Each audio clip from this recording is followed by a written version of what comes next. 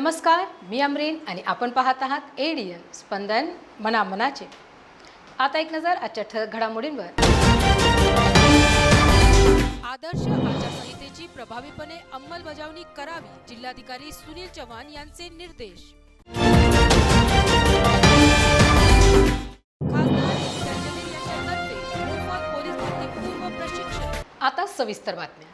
निवडणूक प्रक्रिया यशस्वीरित्या पार पाडण्याच्या दृष्टीने सर्व नोडल अधिकारी आणि संबंधितांना गांभीर्यपूर्वक सोपवलेली जबाबदारी पार पाडणे बंधनकारक असून जे अधिकारी कर्मचारी या कामामध्ये हयगय करतील त्यांच्यावर नियमानुसार कारवाई करण्यात येईल असे जिल्हाधिकारी यांनी निर्देशित करून यावेळी बैठकीस अनुपस्थित असलेल्या अधिकाऱ्यांना कारणे दाखवा नोटीस बजावली।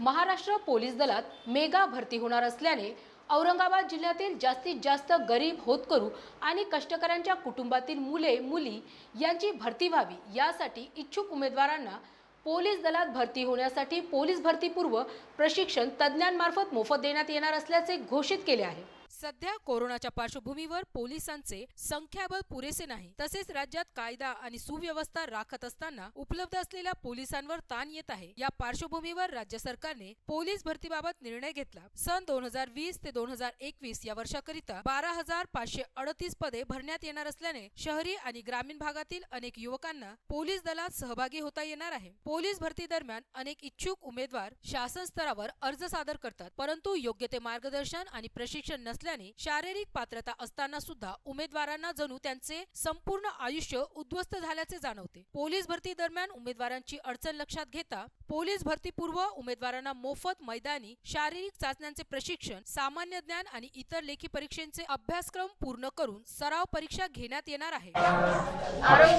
औरंगाबाद तालुक्याचे खासदार इम्तियाज जलील यांनी मुली व मुलांसाठी गरिबांसाठी पोलीस भरती काढल्याबद्दल आम्ही त्यांचे खूप खूप आभार मानतो व ते पुढच्या निवडणुकीसाठी तेच निवडून यावा यासाठी आम्ही त्यांची पाठिंबा देतो आणि त्यांनी जर आणखी असं काही काढलं तर त्यांचं पाठिंबा खूप वाढेल। ते समोरून पंतप्रधान सुद्धा बनतील। Imtiaz Jaleel sir, thank you so much कि आपने लड़कियों के लिए इतना अच्छा पुलिस भर्ती के लिए अच्छे से आचूक किया है। इसके लिए बहुत थैंक यू करती हूँ सबकी तरफ से मैं, और ऐसे ही कुछ स्कीम निकल के चला। धन्यवाद। हमने लड़की हर गरीब के लिए जो भी कुछ किया बहुत भले के लिए किया, क्योंकि अभी भी कितनी भी लोग मैंने ऐसे सारे क्योंकि गरीब बच्चे पढ़ने लिख के पढ़ाई करके भी उनकी भर्ती जल्दी नहीं होती, उसकी वजह से कुछ भी नहीं कर पा रहे थे। आगे सर ने प्रोत्साहन किया कि भर्ती जो एग्जाम हो जाए और उन्होंने अपना करियर सेटल करे थे। खासदार इम्तियाज जलील साहब ने ये जो पुलिस प्रशिक्षण के लिए एक निकाला है वो बहुत अच्छा है हमारी जनरेशन के लिए, और मैं उनका बहुत बहुत शुक्रिया अदा करती हूँ। और मैं चाहती हूँ कि आगे वो ऐसे ही हमारे लिए, हमारी जनरेशन के लिए ऐसे ही और जॉब के तारीफे निकाले, और मैं उनका बहुत शुक्रिया अदा करती हूँ। इम्तियाज जलील साहब ने जो मतलब ये निकाला है क्योंकि बच्चों को इसके बारे में मालूम है, तो पुलिस प्रशिक्षण के बारे में, और बहुत से बच्चे इसी अफोर्ड क्लास वगैरह कर नहीं पाते, तो इम्तियाज जलील साहब यहाँ पे फ्री में एजुकेशन दे रही है। धन्यवाद कहना चाहते हैं कि आपने ये प्रशिक्षण रखा है, इससे और गरीबों के बच्चों को और किसको एकेडमी की ज़रूरत रहती तो पैसे नहीं रहते करके इधर आते, तो इससे थोड़ी मालूमात मिलेंगी और आगे बढ़ेंगे। जिससे कि गरीब बच्चों को पुलिस भर्ती मारने में आसानी हो रही है, तो मैं इनका बहुत बहुत धन्यवाद करना चाहूँगा। उन्होंने बहुत अच्छा काम किया। मैं इम्तियाज जलील सर का बहुत ज़्यादा शुक्रिया अदा करना चाहती हूँ कि इन लोग ने ये गरीब बच्चों के लिए किया है। हमें इसकी वजह से पुलिस भर्ती में आने के लिए बहुत हेल्प मिल रही है। बाहर हम क्लास गए थे, वहाँ पर हमें 20,000 रुपये भरना पड़ रहा था।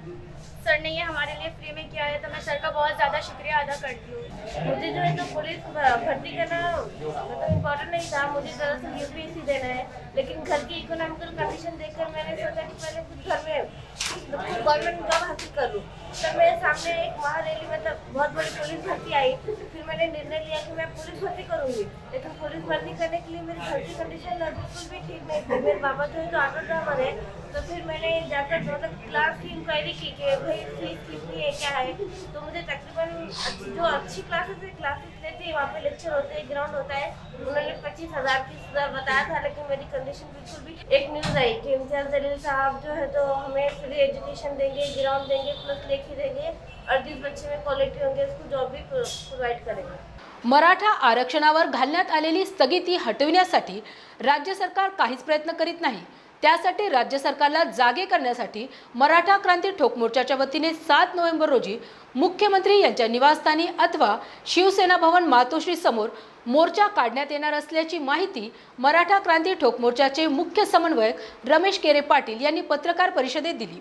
मराठा आरक्षणावरील सर्वोच्च न्यायालयाची स्थगिती उठवली जात नाही तोपर्यंत राज्यात प्रवेश प्रक्रिया आणि नोकर भरती राबवू दिली जाणार नाही. मराठा क्रांती ठोक मोर्चाच्या वतीने पोलीस भरतीला राज्यभर विरोध केला जाईल असे मत मराठा क्रांती ठोक मोर्चाच्या पत्रकार परिषदेत मांडण्यात आले. त्याचप्रमाणे 7 नोव्हेंबर रोजी सायंकाळी 5 वाजता मुख्यमंत्री उद्धव ठाकरे यांना भेटण्यासाठी मशाल मोर्चाचे आयोजन करण्यात आले आहे. या मोर्चात मराठा क्रांती मोर्चा, मराठा क्रांती ठोक मोर्चा, सकल मराठा समाज, राज्यभरातील मराठा समन्वयक, मराठा संघटना प्रमुख, मराठा सेवक सहभागी होणार आहेत अशी माहिती मराठा क्रांती ठोक मोर्चाचे मुख्य समन्वयक रमेश केरे पाटील यांनी पत्रकार परिषदेत दिली.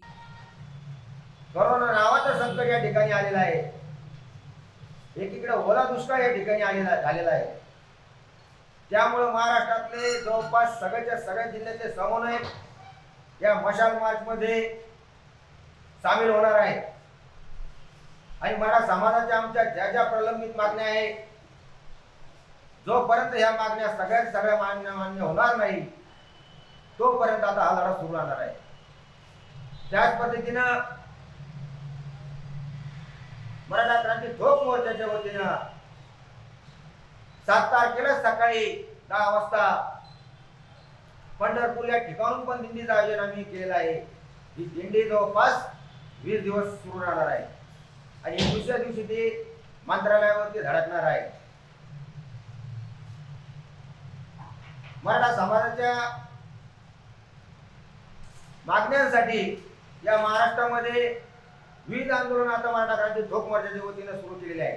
पोद्दार इंटरनॅशनल स्कूल या शाळेच्या पालकांनी पोद्दार इंटरनॅशनल शाळेच्या व्यवस्थापनाला विनंती अर्जाद्वारे यापूर्वी आपली आर्थिक स्थिती याबद्दल अवगत केले होते. तरीही या शाळेकडून पाल्यांच्या फी करिता फोनवर आणि SMS द्वारे सारखा तगादा लावून या पालकांना त्रासून सोडल्यामुळे पोद्दार इंटरनॅशनल शाळेच्या बाहेर निदर्शन करण्याच्या परवानगीकरिता पोलीस आयुक्तांना पालकांनी अर्ज सादर केला आहे.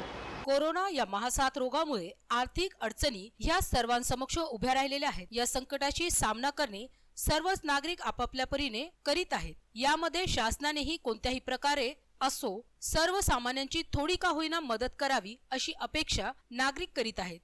पालक वर्ग आपल्या पाल्याच्या शैक्षणिक फी बाबतही असेच चिंतेत आहेत. फी भरणे जरी अनिवार्य असले तरी फी कमी अधिक स्वरूपात करण्याची विनंती पालकांकडून करण्यात येत आहे. पोद्दार इंटरनॅशनल स्कूल या शाळेच्या पालकांनी पोलीस आयुक्तांना या शाळेबाहेर लोकशाही मार्गाने निदर्शने करण्याची परवानगी एका अर्जामार्फत केली आहे. पोद्दार इंटरनॅशनल शाळेच्या पालकांनी यापूर्वीही शाळेला त्यांची आर्थिक स्थिती चांगली नसल्याने शांततेच्या मार्गाने विनंती अर्ज करून शाळेच्या फी संबंधी सवलत मागितली होती. परंतु शाळेच्या व्यवस्थापनाकडून कुठल्याही प्रकारचे सहानुभूतीपूर्वक निर्णय घेऊन पालकांना सहकार्य न केल्याने पालक वर्गाने आता पोद्दार इंटरनॅशनल शाळेबाहेर निदर्शने करण्याचा मार्ग अवलंबण्याचे ठरवले आहे. या अर्जावर रमेश कापरे, मनीषराज जयस्वाल, रणकार पंड्या यांनी स्वाक्षऱ्या केल्या आहेत. आज जागतिक महामारी म्हणून घोषित झालेली आहे कोविड-19, ज्यामध्ये शाळा ही कुठल्याही प्रकारची कन्सिडरेशन ठेवत नाही आहे फीसमध्ये. स्कूल ही फिजिकल चालू झालेली नाही आहे, ही ऑनलाईन आहे आणि त्या ऑनलाईन स्कूलिंगसाठी पॅरेंट्सला खर्च येतोय आणि त्या खर्चासाठी कुठलंही कन्सिडरेशन शाळेकडे नाही आहे.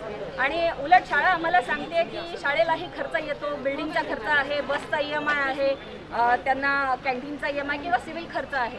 पण बेसिकली जो खर्च आम्ही युटिलाइज केलेला नाही आहे आजच्या कंडिशनमध्ये, त्यासाठीची फीस आम्ही कुठल्या उद्देशाने भरायची.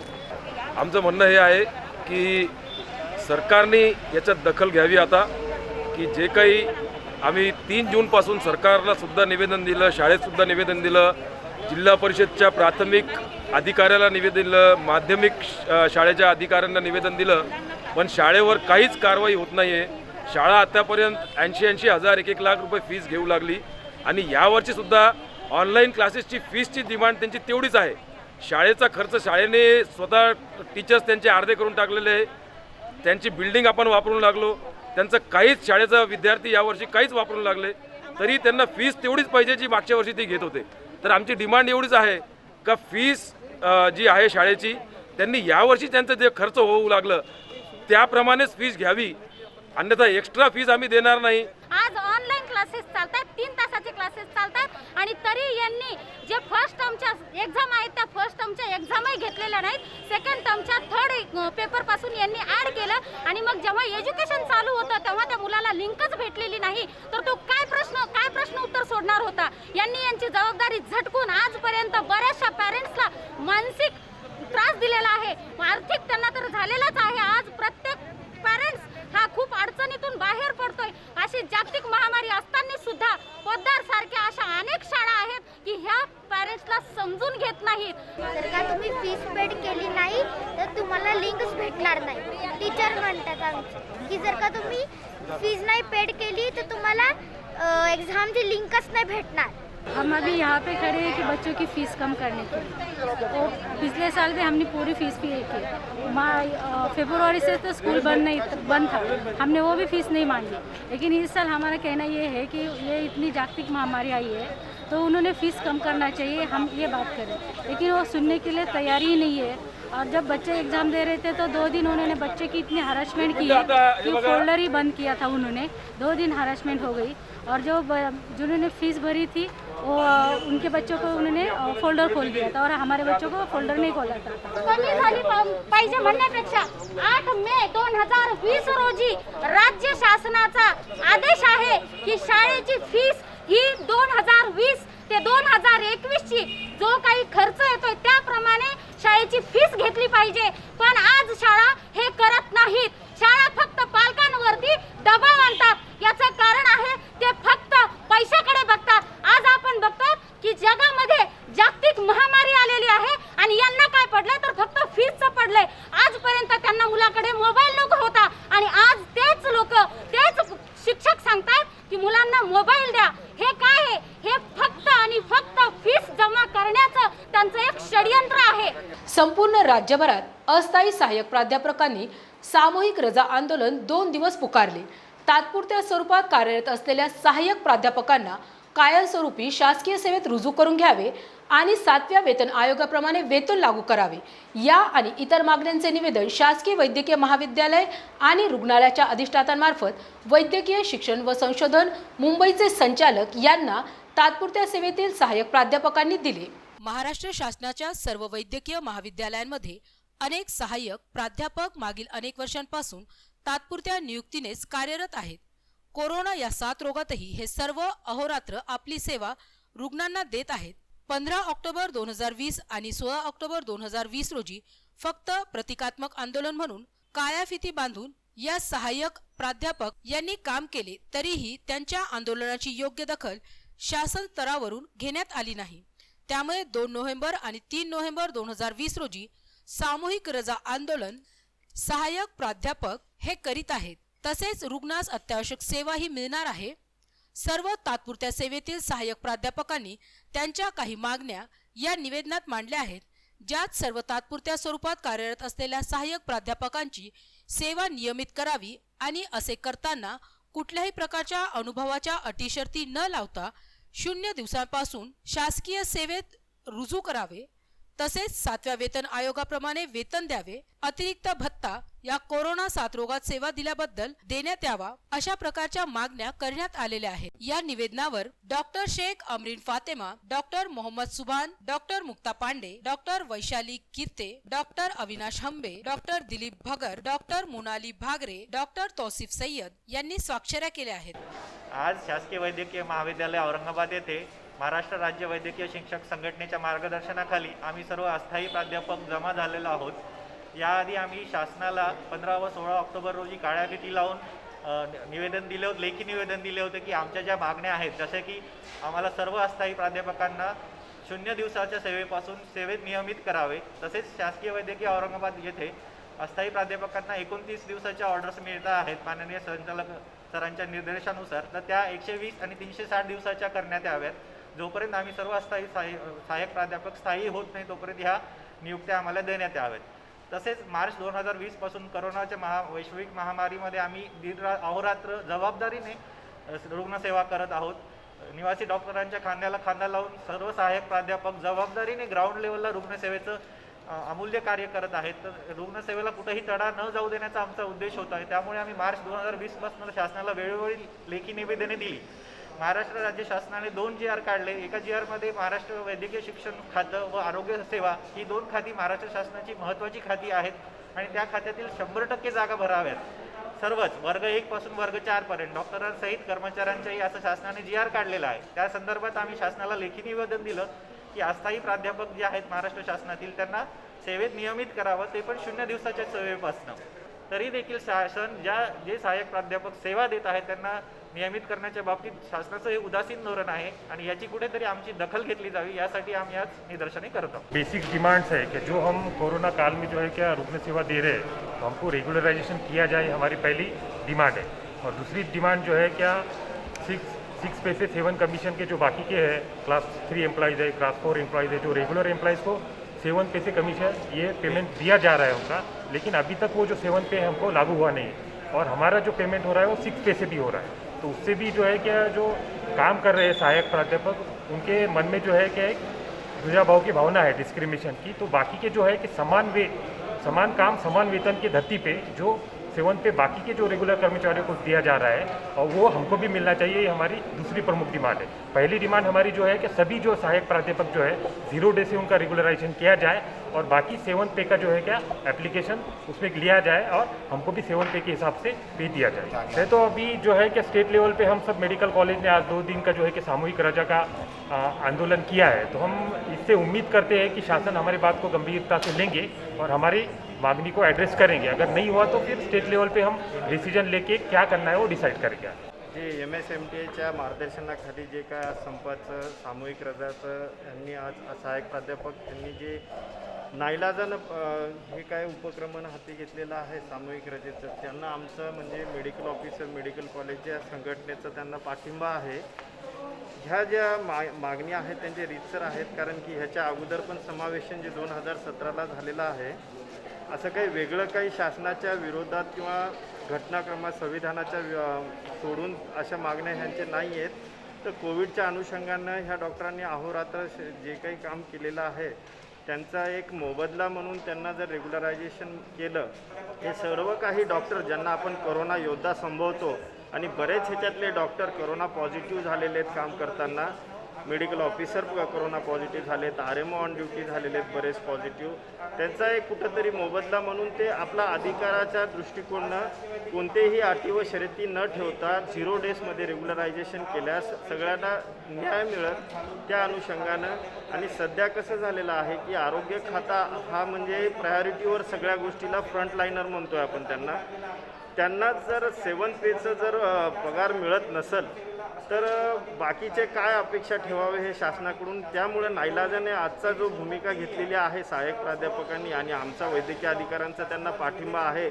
हम लोग बहुत सालों से टेम्पररी वर्क कर रहे हैं. गवर्नमेंट ने हमें आश्वासन दिया था कि वी ऑल विल गेट, हम सभी को रेगुलराइज करेंगे और अगर ये रेगुलराइजेशन नहीं होता है तो हमें बहुत सारी चीज़ें वी आर लाइक हमें लीव नहीं मिलती है. बातम्या अजूनही आहे, मात्र वेळ होत आहे का छोट्याशा ब्रेकची. घरगुती उपयोगाच्या वस्तू कुठून आणायचे, रोजचे टेन्शन आता होणार नेहमीसाठी दूर. हो, बरोबर ऐकले आहे तुम्ही. आता छावणी परिसरातील केशर सुपर मार्केट तुमच्या सेवेसाठी सुरू झाले आहे. या एकाच दालनात उच्च प्रतीच्या सर्व वस्तू तुम्हाला मिळणार आहेत आणि त्याही योग्य किमतीत. मग विचार कसला करता? चला तर मग प्रत्यक्ष भेट देऊनच वस्तूंच्या गुणवत्तेची खात्री करूया. आमचा पत्ता केशर सुपर मार्केट, छावनी, नेहरू पुतळ्याजवळ, औरंगाबाद. छावनी परिषद के मुख्य अधिकारी इनका एक आह्वान.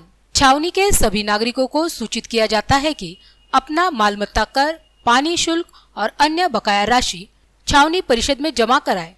अगर कोई मालमत्ता धारक बकाया राशि भरने के लिए असफल पाया जाता है तो बकाया राशि की वसूली हेतु छावनी नियम 2006 के प्रावधानों के अनुसार कार्रवाई की जाएगी. वसूली जमा करने हेतु संपर्क नंबर 024023708006 और 77220268 40. हेच आमचे एकमेव ध्येय. अंबर गॅस एजन्सीमध्ये व्हॉट्सअपद्वारे गॅस बुकिंगची सुविधा, ऑनलाईन बुकिंग, ऑनलाईन पेमेंट करण्याची ही सुविधा. भारत पेट्रोलियमच्या नंबरवर ऑनलाईन बुकिंग करा, तेही घरी बसूनच. Google payment, Paytm, PhonePe, Amazon या सर्वांद्वारे डिजिटल पेमेंट करण्याचीही सुविधा उपलब्ध. Stay home, stay safe. आमचा पत्ता Amber gas agency, head post office, जुना बाजार, औरंगाबाद. नमस्कार. भारत पेट्रोलियम आणि अंबर गॅसचे मी ग्राहक असून त्यांच्या व्हॉट्सअपच्या माध्यमातून गॅस बुकिंग आणि त्यानंतर गॅस घरी आल्याच्या नंतर कॅश पेमेंट न देता ऑनलाईन पेमेंटच्या माध्यमाचा हा आम्हाला खूप फायदा होतोय. त्याच्यासाठी अंबर गॅसचे खूप खूप धन्यवाद. नमस्कार. मी भारत पेट्रोलियम अंबर गॅस एजन्सीची ग्राहक असून व्हॉट्सअप बुकिंग आणि ऑनलाईन पेमेंटची उपलब्ध करून दिल्याबद्दल भारत पेट्रोलियमचे मी खूप खूप आभारी आहे.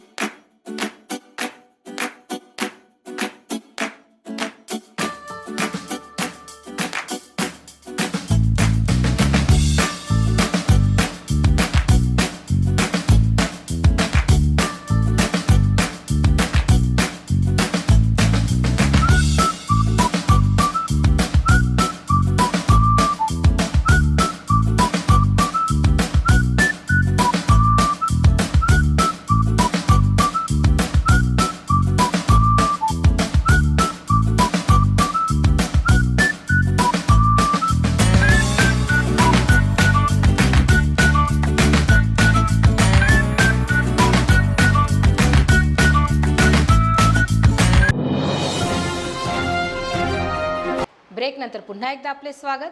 पांढऱ्या चारचाकी वाहनातून आलेल्या 3 ते 4 हल्लेखोरांनी हवेत गोळीबार करत बांधकाम व्यावसायिक नाझीम पठाण यांचे अपहरण करण्यात आले होते. नशिबाने नाझीम पठाण यांची साथ न सोडल्याने अपहरणकर्त्याची गाडी खराब झाल्याने या अपहरणकर्त्यांनी नाझीम पठाण यांना जखमी अवस्थेत सोडून दिले आणि स्वतः पोबारा केला.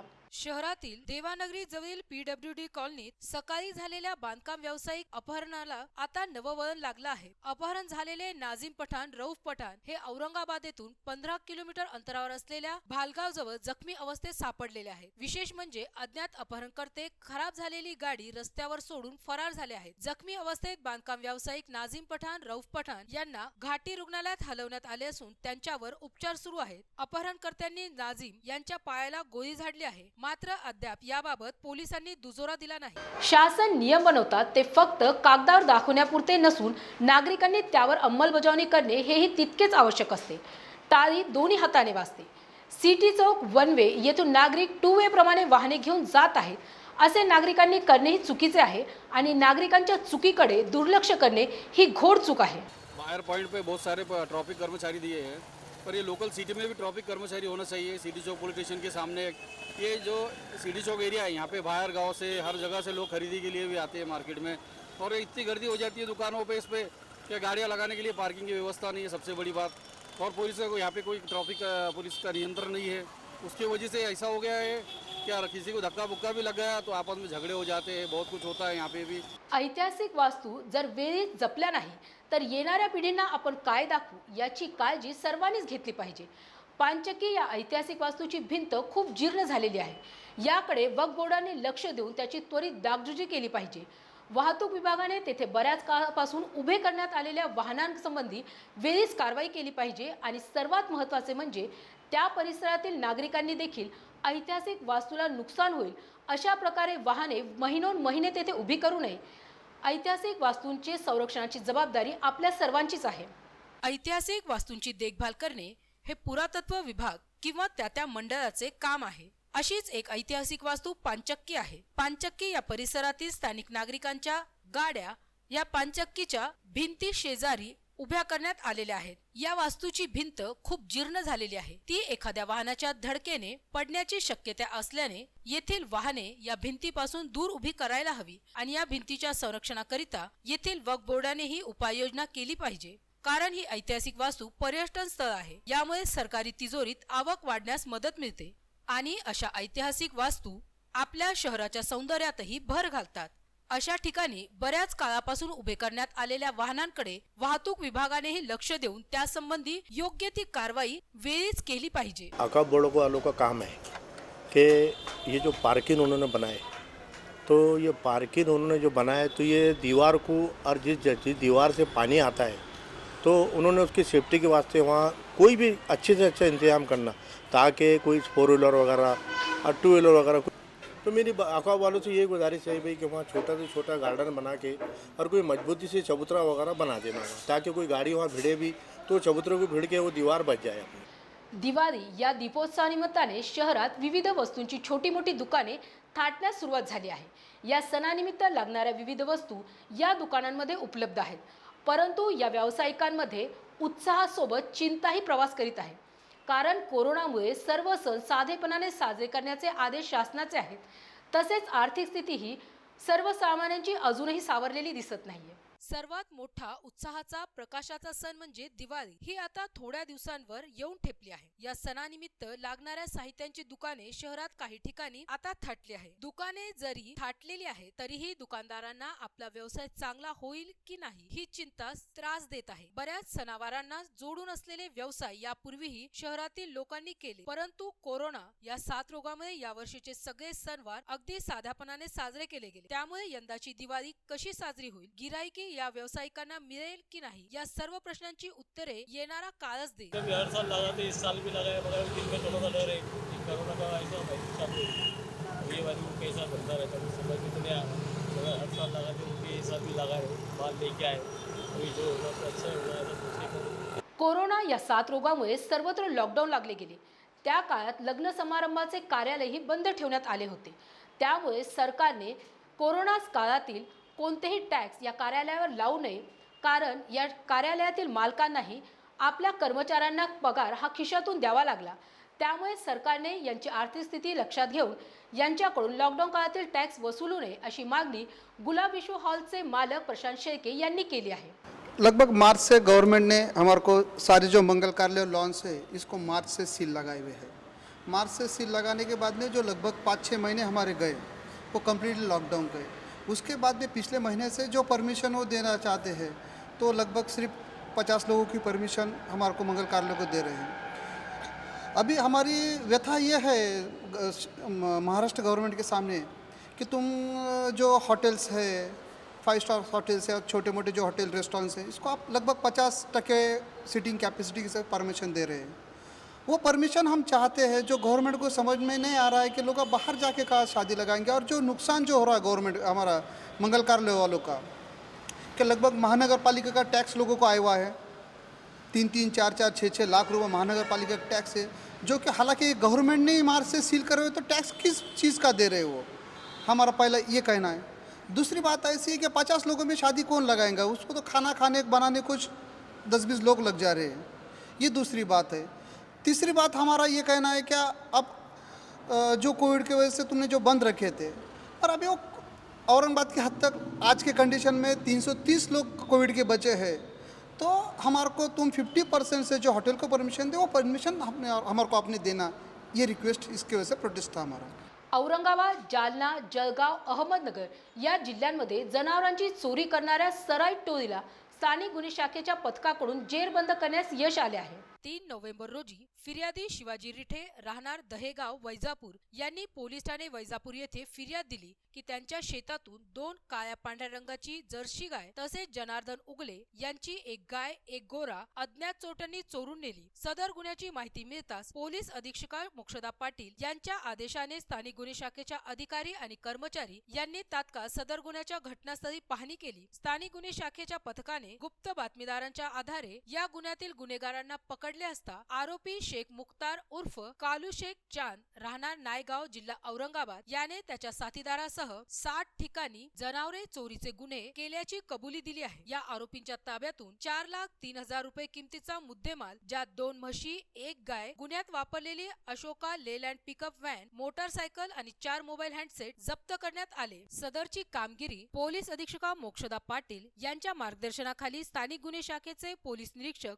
भागवत फुंदे, पोलीस उपनिरीक्षक संदीप सोळंके, गणेश राऊत, पोलीस कॉन्स्टेबल विक्रम देशमुख, विठ्ठल राग, संजय भोसले, दीपेश नागझरे, वाल्मिक निकम, पोलीस कॉन्स्टेबल रामेश्वर धापसे, संजय तांदळे, डमाळे यांनी केली आहे. गेल्या काही दिवसापूर्वी कटकटगेट येथील उर्दू हायस्कूल हत्तेसिंगपुरा येथे काही अज्ञात लोकांनी हल्ला करून शाळेची नासधूस केली आणि त्याच्या दुसऱ्या दिवशी शाळेच्या मुख्याध्यापिकेवर हल्ला केला आणि त्यांना जखमी केले.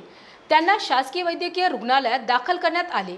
मुख्याध्यापिकेने आता आपल्याला न्याय मिळावा याकरिता मागणीचे निवेदन मुख्यमंत्री, सीईओ आणि विभागीय आयुक्तांकडे दिले आहे. उन्होंने क्या करे सर, 4 तारीख को कुछ लोग आए जिसको मैं नहीं पहचानती और यहाँ पे मतलब सिर्फ छुट्टी का दिन था, उस दिन इतवार था. वो लोग यहाँ से तोड़फोड़ कर रहे थे. यहाँ के लोगों ने मुझे फ़ोन पे इन्फॉर्म किया कि आपके स्कूल में कुछ लोग आए हुए हैं और तोड़फोड़ चालू है. मैं वहाँ पे आई. उस वक्त यहाँ आने के बाद अनजान लोग मुझे दिखाई दिए. यहाँ से फिर मैंने क्या कि 100 नंबर पे फ़ोन की और जिंसी पुलिस स्टेशन को भी फ़ोन किया. तो जिंसी पुलिस स्टेशन वालों ने आए, वो भी आए और उन्होंने आने के बाद ये लोगों को इनको पूरा तरह से पंचनामा किया. उन्होंने देखा कि ये स्कूल है, बोर्ड था यहाँ लगे हुआ, सब था. और 4 तारीख को उन्होंने इनको भी बुलाया, वो जो लोग थे, और मुझे भी बुलाया पोलीस स्टेशन में. शेवटी पुन्हा एकदा आजच्या ठळक बातम्या. आदर्श आचारसंहितेची प्रभावीपणे अंमलबजावणी करावी, जिल्हाधिकारी सुनील चव्हाण यांचे निर्देश. खासदार त्यांजली यांच्यातर्फे मोफत पोलीस भरती पूर्व प्रशिक्षण. आणि याबरोबरच आजचं हे बातमीपत्र इथे संपलं. पुन्हा भेटूयात पुढील बातमीपत्रात. तोपर्यंत पाहत रहा ADN स्पंदन, मनामनाचे.